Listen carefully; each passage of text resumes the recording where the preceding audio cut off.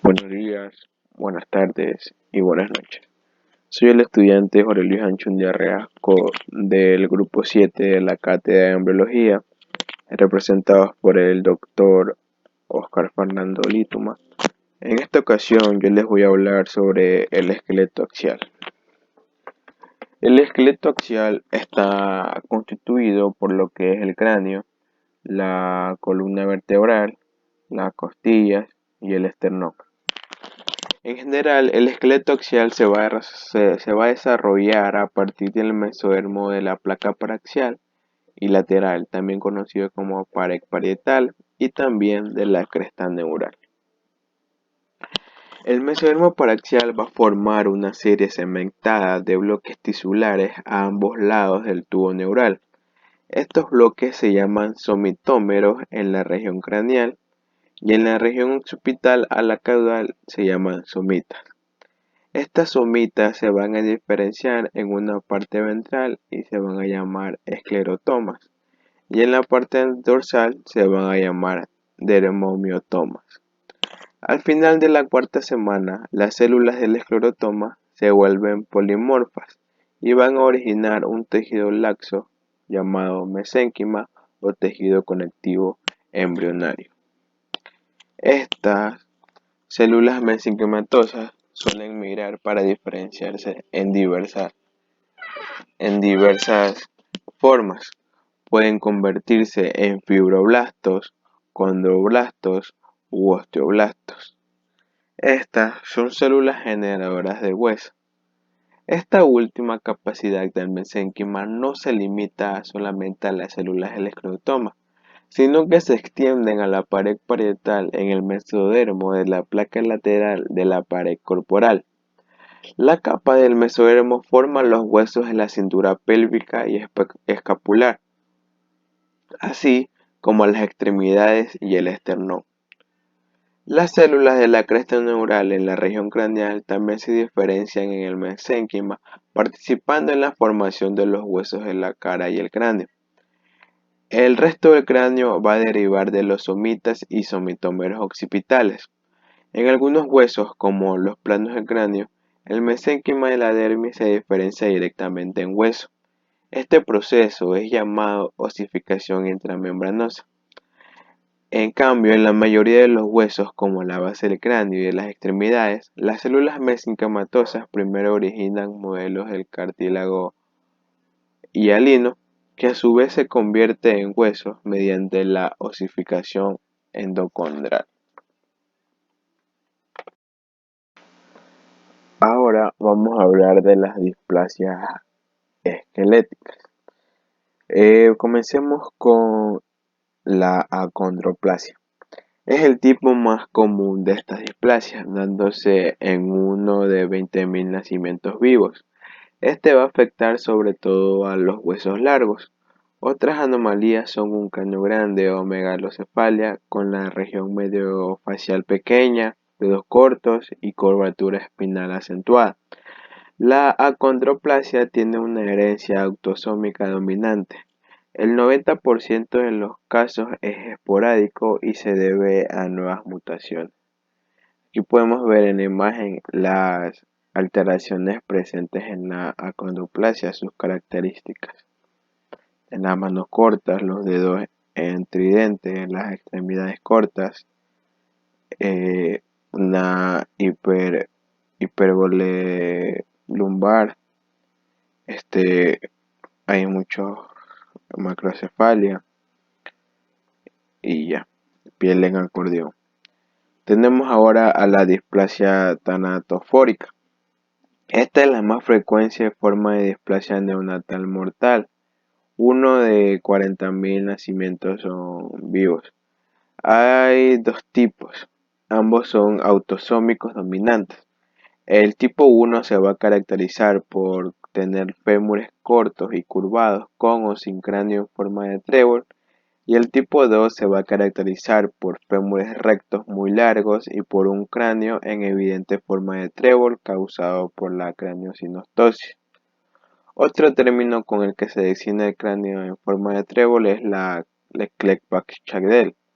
que ocurre cuando todas las suturas se cierran prematuramente, de modo que el encéfalo crece a través de la fontanela anterior y esfenoidal. La hipocondroplasia es otro tipo autosómico dominante de displasia del esqueleto. Parece ser una variante más benigna de la acondroplasia. Todas estas clases de displasias del esqueleto son mutaciones del factor de crecimiento FR3, que producen una formación anómala de los huesos de osificación endocondral, de modo que se ven afectados el crecimiento de los huesos largos y la base del cráneo. Tenemos a la acromegalia.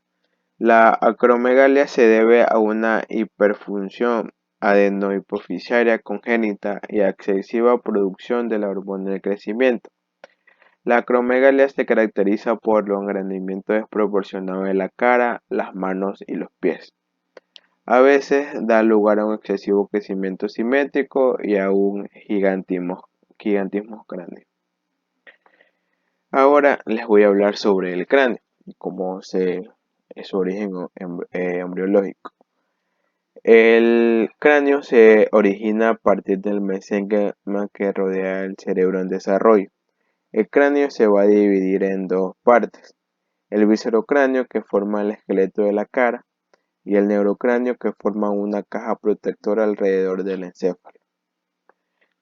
Aquí vemos una imagen donde se puede ver que el viscerocráneo son los huesos de la cara y el neurocráneo es lo que forma la bóveda craneal.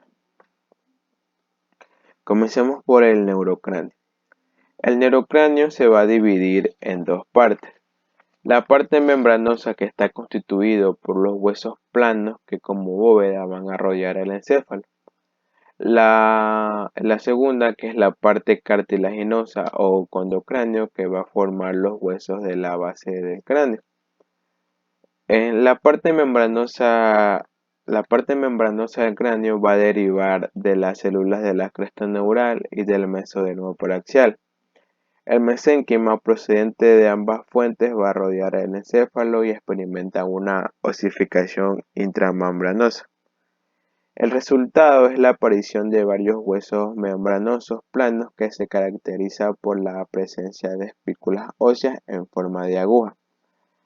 Estas espículas van a irradiar poco a poco de los centros de osificación primarios a la periferia. Al proseguir el desarrollo durante la vida fetal y postnatal, los huesos membranosos se agrandan por aparición de nuevas capas en la superficie externa y por la reabsorción osteoclástica simultánea en la parte interna.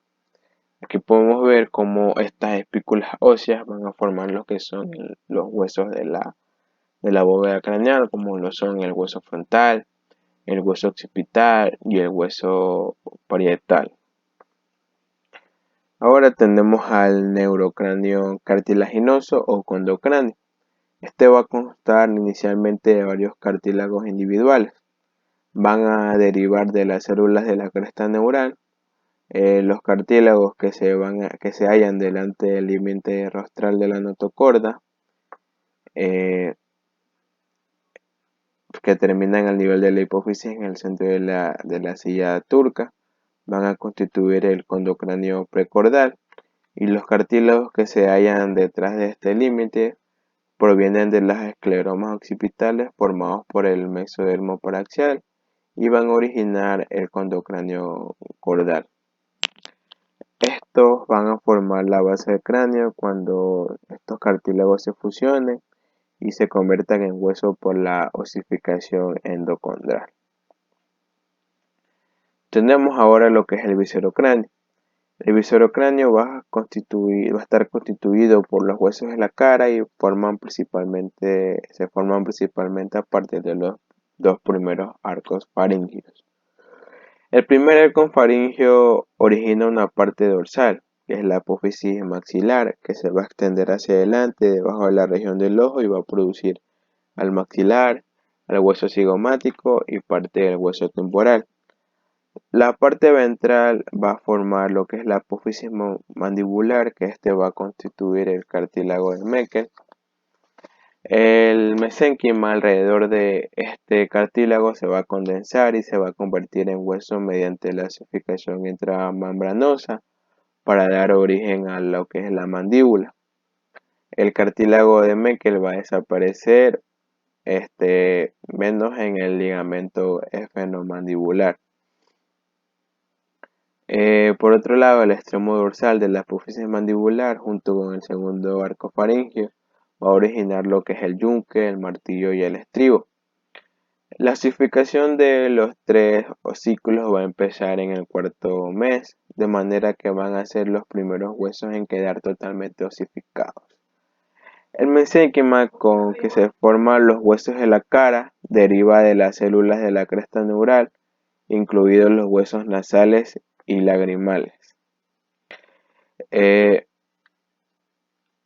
el tamaño del cráneo en un principio va a ser la cara más pequeña en comparación a lo que es el neurocráneo.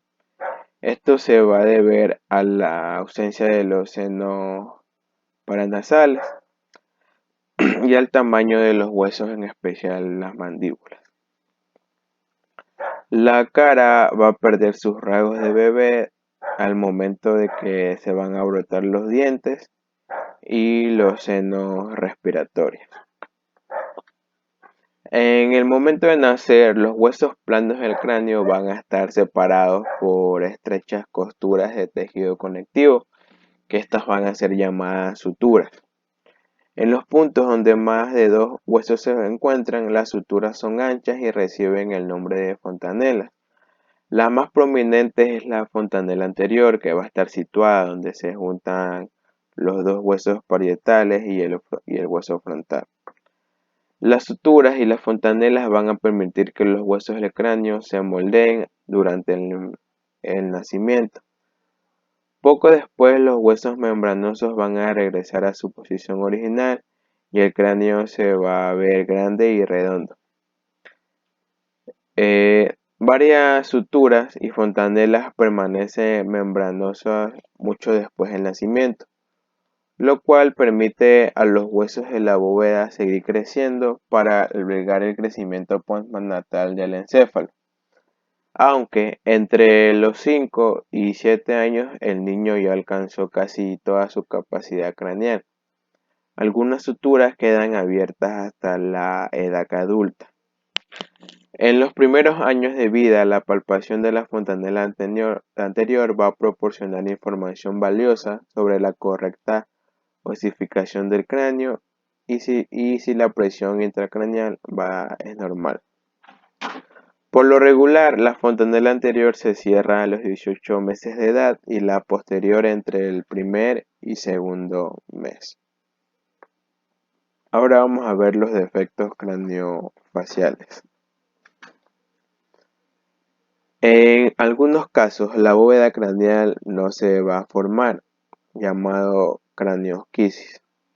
El tejido del encéfalo expuesto al líquido amniótico va a degenerar, ocasionando una anencefalia. La craneosquisis se debe a que el neuróporo craneal no se cierra y no se logra sobrevivir los niños que tengan estas graves anomalías del cráneo y del encéfalo.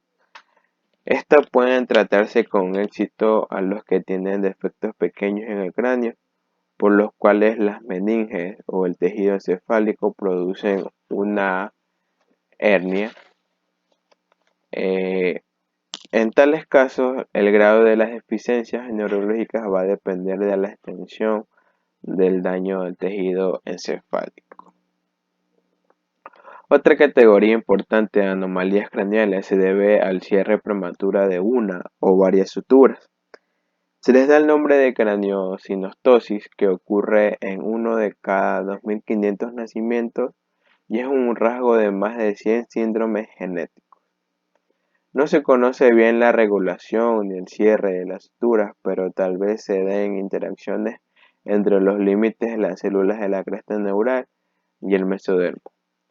Por ejemplo, las células de la cresta van a formar los huesos frontales, en tanto que el mesodermo paraxial va a formar los huesos parietales y el mesenquima laxo en las suturas coronales.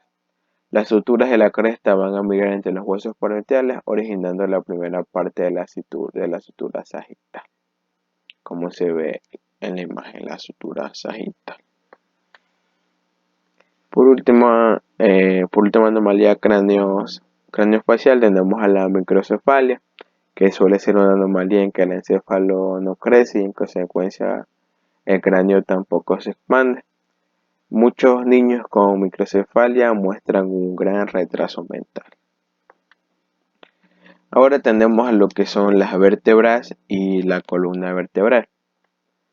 Las vértebras se van a originar en las partes del esclerotoma de los somitas que provienen del mesodermo paraxial.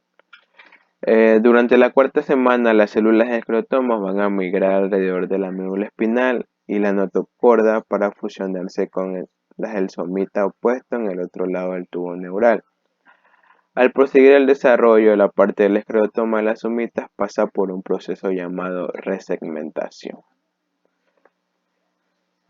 Una vértebra típica va a constar de lo que es un arco vertebral, de un agujero o foramen, de un cuerpo vertebral, de una apófisis transversa en los dos lados y de una apófisis espinosa en general. Ya. La segmentación ocurre cuando la mitad caudal de cada esclerotoma se incorpora y se fusiona con la mitad cefálica de los esclerotomas subyacentes. Así, las vértebras se forman con una combinación de la mitad caudal de un somita y con la mitad craneal de su vecino. A raíz de este proceso, los músculos derivados de la región del miotoma de la somita se adhieren a dos somitas adyacentes en los discos intervertebrales, de modo que pueden mover la columna vertebral. Los genes H o X configuran las formas de distintas vértebras. Las células mesenquimatosas entre la parte cefálica y caudal del segmento del esclerotoma original no van a proliferar, pero llenan el espacio comprendido entre dos cuerpos vertebrales precartilaginosos. Así, van a contribuir a la formación del disco intervertebral. Aunque la notocorda se retrae enteramente en la región de los cuerpos vertebrales, persiste y se agranda en la región del disco intervertebral. Aquí va a contribuir a formar el núcleo pulposo que más tarde quedará rodeado por fibras circulares del anillo fibroso. Juntas, ambas estructuras van a constituir a lo que es el disco intervertebral. Debido a la resegmentación del esclerotoma en vértebras definitivas, las miotomas se unen a los discos intervertebrales, que es una alteración que les confiere la capacidad de mover la columna.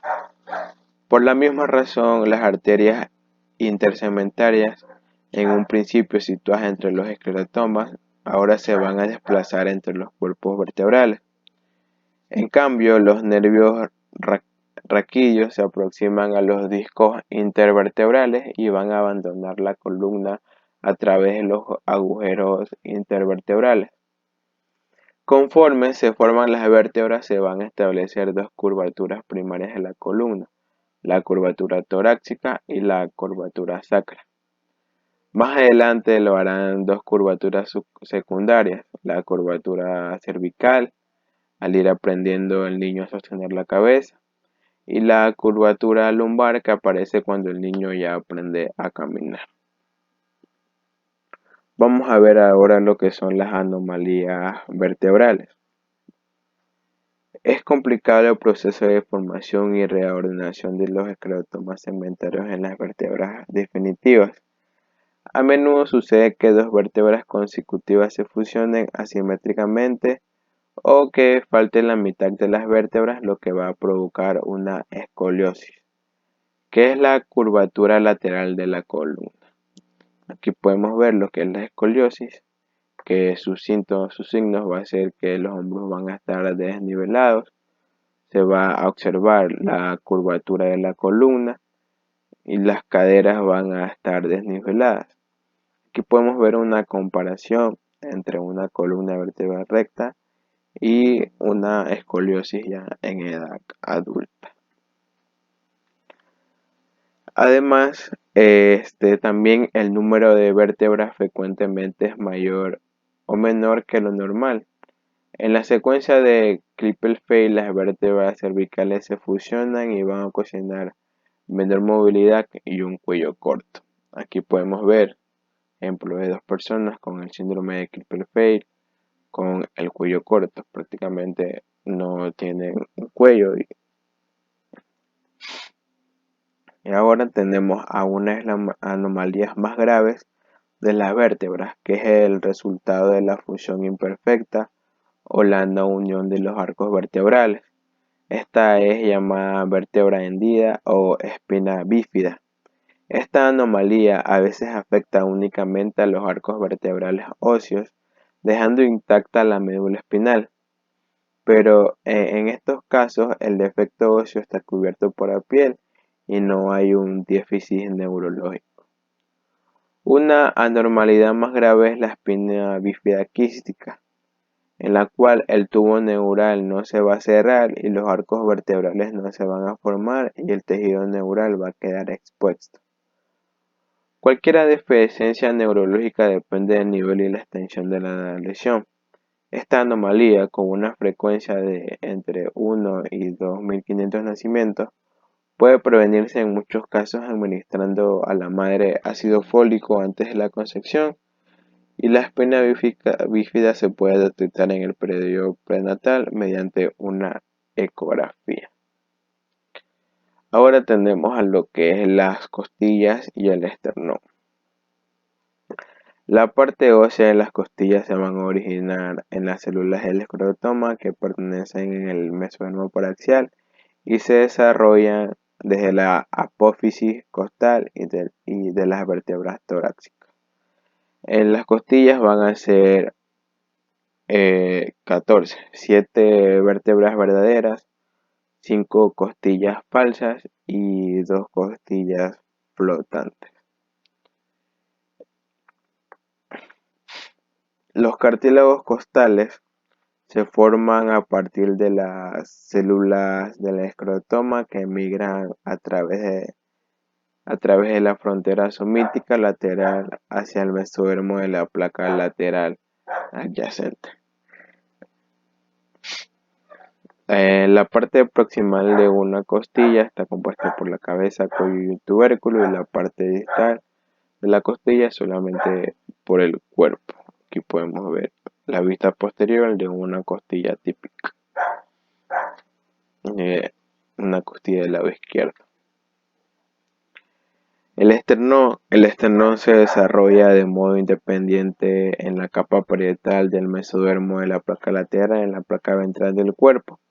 Se forman dos bandas externales en la capa parietal de ese mesodermo a ambos lados de la línea media. Más tarde ambas se van a fusionar para crear los modelos cartilaginosos del manubrio, de las esternebras y de la apófisis sifoides. Aquí va a existir un equilibrio de señales del código HOX. Vamos a ver ahora las anomalías de las costillas. En ocasiones se van a formar costillas supernumerarias, en general en las regiones lumbar o cervical. Las costillas cervicales ocurren en cerca de 1% de la población y casi siempre están unidas a la séptima vértebra cervical. A causa de su ubicación, este tipo de costilla puede afectar el plexo braquial o a la arteria subclavia y dar lugar a diversos grados de anestesia en la extremidad. Ahora tenemos a la anomalía del esternón. La hendidura external es un defecto poco frecuente y puede ser completo o localizarse en uno de los extremos del esternón. Los órganos torácicos están recubiertos solo por piel y tejido blando. El defecto se produce cuando las bandas externales no crecen juntas en la línea media. Los centros de osificación hiposplásicos y la fusión prematura de los segmentos externales también se observa en niños con anomalías cardíacas de entre un 20 a 50%. La presencia de múltiples centros de osificación en el manubrio se da en 6 a 20% y los centros múltiples de osificación que se presentan entre los niños, sobre todo en aquellos con síndrome de Down. Tenemos ahora con el Pectus excavatum y el Pectus carinatum. Con la expresión Pectus excavatum, que también es igual a tórax en embudo, se designa un esternón deprimido que se hunde a la parte posterior, y con la expresión Pectus carinatum, que también se puede traducir a tórax en quilla, se indica un aplanamiento bilateral del tórax con un esternón que se proyecta en la parte anterior. La proyección se va a asemejar a la quilla de un barco. Ambos defectos pueden deberse a anomalías en el cierre de la pared del cuerpo ventral o a la formación del esternón y de los cartílagos costales. Esto ha sido todo por lo que tiene que ver con el esqueleto axial. En resumen, el esqueleto axial va a estar constituido por lo que es el cráneo, las vértebras, la columna vertebral, que es la formación de las vértebras, las costillas y el esternón. Esto es todo por hoy. Muchas gracias por su atención.